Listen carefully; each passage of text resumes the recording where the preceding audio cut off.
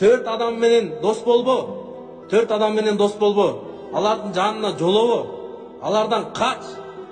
Кайсы адамдардан? Төрт адам менен дос болбо. Жалганчы менен дос болбо. Пайгамбар саллаллаху алейхи айткан, мунафыктын, эки жүздүүнүн ушундай бир нажастын 3 белгиси болот деген.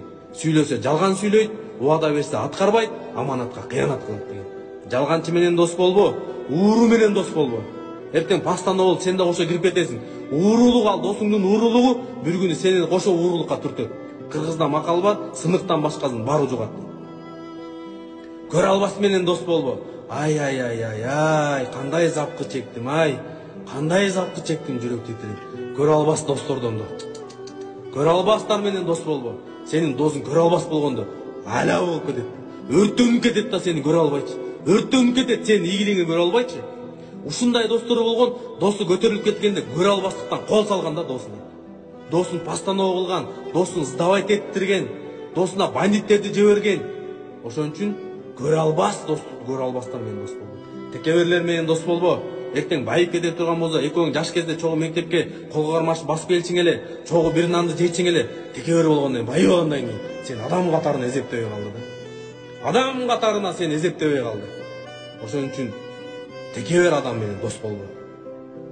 4 нерсени такай үзбөй аткар. Колуңдан келсе 4 нерсени такай үзбөй аткар. Намаз оку. Аллах Таала Куранда айткан, мен жиндер менен инсанды жараттым бир гана максатта деген, ибадат кылыш үчүн.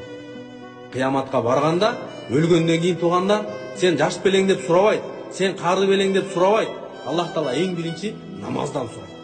Эң биринчи намаздан сурайт. Сенин намазың бар болсо, намазың жакшы болсо, анда башка нерселериң да жакшы болот. Куран окууну үзбөй аткарайык. Биз бүгүнкү күндө интернетке баардык убактыбызды берип атабыз, көзүбүздү берип атабыз, зыяныбызды берип атабыз, бирок Куранга убактыбызды бербей атабыз. Куранга убактыбызды бербей атабыз. Ошон үчүн Куранга убактыны берейик. Аллахты эстеп зикир кылууну үзбөй аткарайык. Аллахты эстеген адам, Аллахты зикир кылган адам тирүү сыяктуу, Аллахты эстебеген адам өлүк сыяктуу. Андан кийин не дейт? Туугандар менен карым катнашты.